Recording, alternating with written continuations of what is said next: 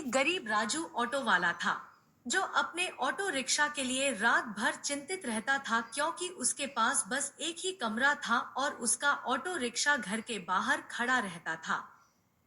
चोरी हो जाने का डर राजू को हर रात सताता था। वह पूरी रात जागकर अपने ऑटो की निगरानी करता और सुबह काम पर निकल जाता। उसके घर में उसकी पत्नी और दो बच्चे थे। उनके पास रहने के लिए बस एक ही छोटा सा कमरा था जिसमें चारों किसी तरह से गुजारा करते थे। न तो ढंग का फर्नीचर था, न ही कोई आराम की चीज। जिंदगी तंगहाली में कट रही थी, मगर सब एक दूसरे का सहारा बने हुए थे। राजू की पत्नी भी बहुत मेहनती थी। वह घर जैसे छोटे मोटे काम करके पति का हाथ बंटाती थी। दोनों मिलकर जैसे तैसे घर का खर्च चलाते थे। उनका बड़ा बेटा आर्यन 7वीं कक्षा में पढ़ता था और पढ़ाई में तेज था। छोटा बेटा गोलू अभी सिर्फ 3 साल का था, जो हर समय माँ की गोद में चिपका रहता था। राजू बहुत मेहनती और समझदार इंसान था। वह हालातों से कभी हार नहीं मानता था। दिन रात की मेहनत और जिम्मेदारियों के बोझ तले दबा हुआ भी वह हमेशा अपने परिवार के लिए मुस्कुराने की कोशिश करता था। उसे अपने बच्चों के भविष्य की चिंता थी और वह चाहता था कि उसके बच्चे वही जिंदगी न जिए जो वह जी रहा है। राजू के काम पर जाने के बाद उसकी पत्नी खेतों में सारा दिन मेहनत किया करती थी। वह खेत में सब्जियां बोया करती और उन्हें खुद ही पाल पोस कर उगाती थी ताकि घर का खर्च किसी तरह चल सके। उसने खेत के एक छोटे से टुकड़े को बड़ी मेहनत से संवारा था, जहां वह टमाटर, भिंडी, बैंगन, पालक जैसी सब्जियां उगाती थी। जब सब्जियां तैयार हो जाती, तो वह उन्हें एक बड़ी टोकरी में भरकर शाम को शहर बेचने जाया करती थी। शहर की गलियों में घूम घूम कर वह सब्जियां बेचती, कभी आवाज लगाकर, तो कभी लोगों के दरवाजे पर जाकर। जो थोड़ा बहुत पैसा मिलता, उसी से घर के राशन, बच्चों की जरूरतें और दवाइयां खरीदी जाती। पर एक दिन जब वह सब्जी बेचने जा रही थी, उसके साथ एक घटना होने वाली थी। रास्ते में उसे एक नीली साड़ी वाली औरत मिली और उसने सब्जी लेने के बहाने उसे रोक लिया। अरे सुनो, तुम मेरे साथ चलो। मैं तुम्हारी सारी सब्जियां बिकवा दूंगी और खरीद भी लूंगी। मैं बहुत बड़े घर की मालकिन हूँ। चलो तो सही मेरे साथ। राजू की पत्नी सुनीता उसके साथ उसके पीछे पीछे चल पड़ी। उसे नहीं पता था कि उसके साथ चलते चलते शाम हो जाएगी। वह बहुत दूर तक आ चुकी थी और उसे अंदाजा भी नहीं था कि उसके साथ क्या होने वाला है। वह औरत सुनीता से कहती रही, बस पास में ही मेरा घाट है, और इसी बहाने वह उसे दूर तक ले गई। न जाने सुनीता के साथ क्या होने वाला था। उसके दिल में भी एक अजीब सी घबराहट होने लगी थी। वह औरत सुनीता को बहुत दूर जंगलों के बीच एक पुरानी हवेली में ले गई। वहां एक बहुत ही अंधेरे से भरा कमरा था। उस कमरे में पहुंचते ही वह जोर जोर से हंसने लगी। न जाने वह औरत कौन थी। वह कोई साधारण औरत नहीं। सुनीता, मैं परी हूँ, यहाँ की परी। आज मैं तुम्हें कुछ देने आई हूँ। मैंने सुना है कि तुम बहुत मेहनती हो और अपनी गरीबी से तंग हो, इसलिए मैं तुम्हें एक वरदान देना चाहूँ। तुम्हारे पास कभी भी माया की कोई कमी नहीं होगी। ये तुम्हें मैं वरदान देती हूँ। ना कहते ही परी वहां से देखते ही देखते गायब हो गई। सुनीता उसे वहां ढूंढती रही, लेकिन वह उसे कहीं नहीं मिली।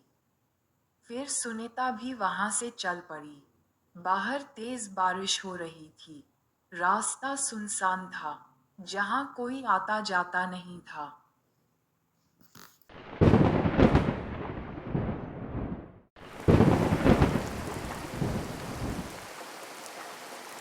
सुनीता थकावट के कारण सुबह देर से उठी। वह उठने के बाद मुंह हाथ धोकर अपने पति और बच्चों के लिए खाना बनाने लगी। वह अपने पति और बच्चों के लिए रोज सुबह चूल्हे पर खाना बनाती थी। वह रसोई में खाना बनाते बनाते अपने पति से बात करने लगी। धीरे धीरे उसने अपने पति को सारी बात बताई जो उस रात उसके साथ हुआ था। सुनिए जी, वह परी थी परी। अरे क्या बात कर रही हो, इस कलयुग में परी? और तुम्हें? आप यकीन करें ना करें, लेकिन यही सच है। उस रात मुझे सच में परी मिली थी। वह मुझे वरदान देकर गए हैं। आपको यकीन हो या ना हो, लेकिन यही सच है। सुनीता अपनी पड़ोसन के घर भी गई और उसे सारी बात बताई, लेकिन कोई भी उस पर यकीन करने को तैयार नहीं था। सब कह रहे थे कि कलयुग में परियां नहीं होती, भूत होते हैं। अरे मंजू की मम्मी, मेरा यकीन करो, मैं सच कह रही हूँ। मैंने उनको भी बताया था। अरे अरे, आ गई सुनीता परियों को मिलकर। देखो तो सुनीता आई है। चलो सुनते हैं उसकी भी बातें। हाँ हाँ, कर लो मेरी ही बातें, लेकिन एक दिन याद रखना मीना, मैं ज़रूर एक बड़े घर की मालकिन बनूंगी और बहुत पैसा होगा, बंगला होगा, गाड़ी होगी, ऐशो आराम होगा। और तुम देखती रह जाओगी। उड़ा लो मजाक, अभी जितना उड़ाना है। हाँ हाँ, देखते हैं। रात के करीब 12 बजे राजू अपनी पत्नी के कहने पर उस हवेली में गया।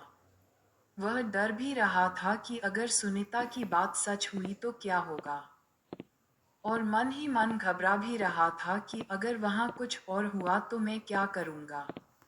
लेकिन राजू ने हिम्मत करके अंदर जाने का फैसला किया। वहां जाकर वह इधर उधर बहुत ध्यान से देखने लगा, लेकिन उसे कुछ नजर नहीं आया। वह पूरी हवेली को अच्छी तरह से देखता है, हर कोना छान मारता है, लेकिन उसे कुछ भी नहीं मिलता। उधर सुनीता सुबह से शाम तक घर के बाहर आसमान की ओर देखते हुए बैठी रहती, जैसे कोई बारिश होने वाली हो, पैसों की बारिश। वह दिन रात अपने खेतों का काम छोड़कर बस पैसों का इंतजार करती रहती, पर उसे कुछ भी नहीं मिलता। वह बस पैसों के ख्यालों में खोई रहती। इसी तरह सुनीता ने बिना काम किए हुए 6 महीने बिता दिए। उसका खेत भी अब धीरे धीरे खाली हो गया था, वहां कोई खेती नहीं हो पा रही थी। राजू भी बहुत परेशान हो गया था।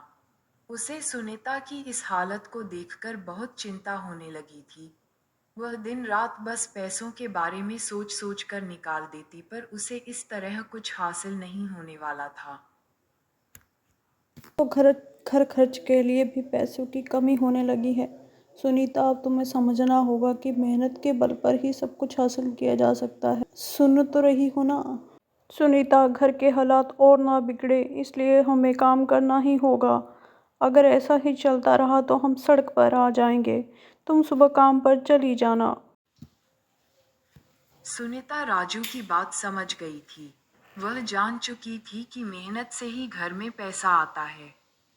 इसलिए वह अगले दिन सुनीता काम पर जाने लगी थी और राजू भी। वह दोनों पति पत्नी रोज सुबह काम के लिए निकल जाते। अब उन्हें मेहनत से अपने लिए एक घर बनाना था। दोनों पति पत्नी, चाहे बारिश हो या धूप, चाहे सर्दी हो या गर्मी, काम पर जाते। सुनीता अपने खेतों में मन लगाकर काम करती और राजू अपनी ऑटो रिक्शा लेकर सवारी चलाने चला जाता।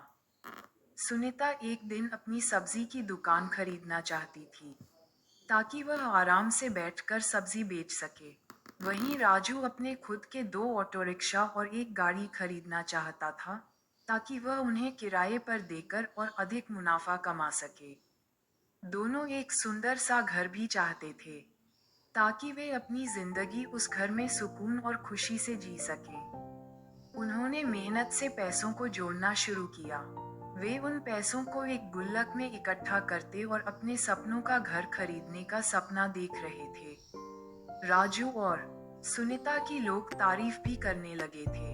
और तो और, उन्होंने अपनी मेहनत और ईमानदारी के बल पर एक घर और 2 ऑटो रिक्शा भी खरीद लिए। राजू और सुनीता ने बहुत बड़ा घर बना लिया था, ताकि वह, उसकी पत्नी और उनके दोनों बच्चे आराम से रह सकें। ये घर बहुत ही आलीशान था, एक बंगलो की तरह। उसके बाहर एक बहुत ही सुंदर बगीचा भी मौजूद था। जिसमें तरह तरह के फूल खिले रहते थे और चारों ओर हरियाली फैली। और तो और सुनीता ने अगले ही साल अपने लिए एक दुकान खरीद ली थी, जिसमें वह बैठकर आराम से सब्जी बेचने। आलू ले, गोभी ले, सब्जी ले। आलू ले, गोभी ले, सब्जी ले। कहो बहन जी, क्या लेंगी आप? टमाटर और प्याज, सब मिलेगा, सब मिलेगा। आइए आइए, कोई बात नहीं। और इस प्रकार उन्होंने अंत में एक गाड़ी और एक और घर भी ले लिया। सच ही कहा है, मेहनत से कुछ भी हासिल किया जा सकता है। Please subscribe our YouTube channel.